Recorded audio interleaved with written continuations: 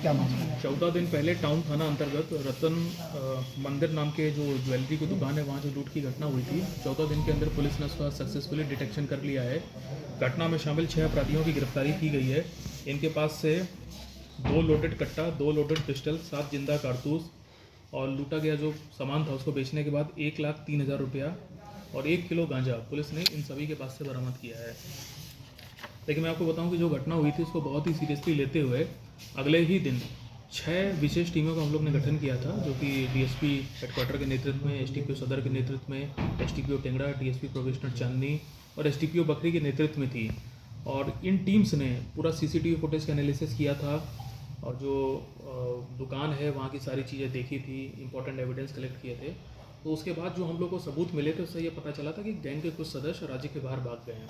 हमारी टीम भी बाहर गई थी और लगातार इन लोगों को खदेड़ा गया। और कल जब इन लोगों को ऐसा लगा कि अब पुलिस की जो दबिश है वो कम हो गई है, पुलिस भूल गई है इस मामले को, तो ये लोग वापस लौटे हैं अपने घरों की ओर यहाँ पे।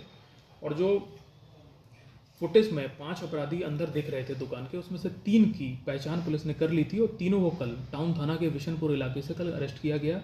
इनके पास से 3 हथियार, 6 जिंदा कारतूस और 1 किलो गांजा मिला है पुलिस को। जब इनसे पूछताछ की गई तो इन्होंने बताया 3 और अपराधी हैं जो कि घटना के षड्यंत्र में शामिल थे।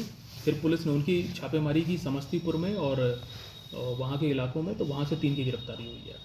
देखिए मैं आपको बताऊं कि इसमें जो फुटेज में 5 अपराधी दिख रहे थे, जिसकी हमने पोस्टर भी जारी किए थे, इनाम भी उनके सर पे रखा था, उसमें से जो 3 की गिरफ्तारी हुई है उसमें एक का नाम है कृष्णा और विवेक।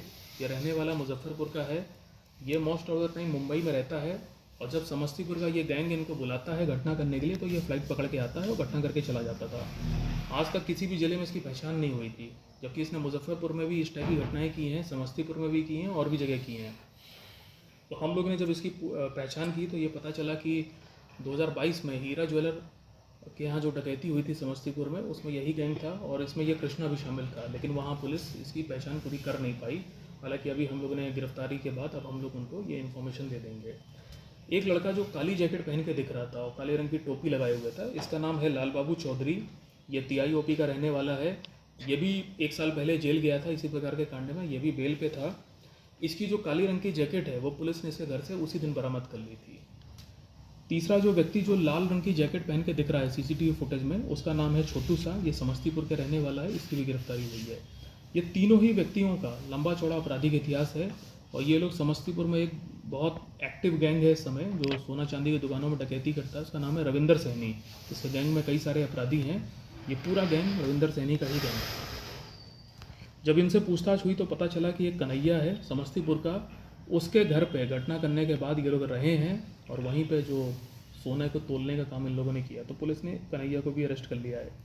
एक रणधीर शाह है, जो 3 मोटरसाइकिलें इस्तेमाल हुई हैं, उसमें से एक मोटरसाइकिल रणधीर शाह की थी, पुलिस ने इसको भी अरेस्ट कर लिया है।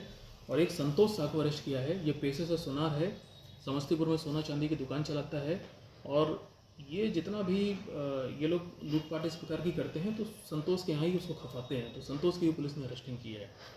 घटना के दिन जो 5 लोग यहाँ आए थे 3 मोटरसाइकिल से, वो 5 की पहचान कर ली है। उसमें से जो 2 अभी अरेस्ट करने बाकी हैं उनकी भी पहचान पुलिस ने कर ली है और उन पर हमारी विशेष टीम लगी हुई है। हालांकि मैं आपको ये बता दूं कि पूरी घटना की जो मास्टरमाइंड और प्लानिंग है वो रविंदर सैनी है। रविंदर सैनी पिछले कई महीनों से इस टाइप की घटना की प्लानिंग कर रहा था और रविंदर सैनी को यहाँ लेके आया था संतोष सा अपनी मोटरसाइकिल पर बैठा के, वो भी पुलिस ने पता कर लिया है। और पूछताछ में ये पता चला है कि जो सामान इन लोगों ने लूटा था वो अल्टीमेटली रविंदर सैनी के हाथ में गया रात में, और रविंदर सैनी ने 1.5 लाख रुपये इन अपराधियों को दिए और इनसे कहा कि अभी तुम राज्य के बाहर चले जाओ, जब मामला ठंडा हो जाएगा तब यहाँ आना, तब तक मैं ये सामान बेच चुका हूँगा और उससे जो पैसा आएगा मैं सबको हिस्सा दे दूँगा।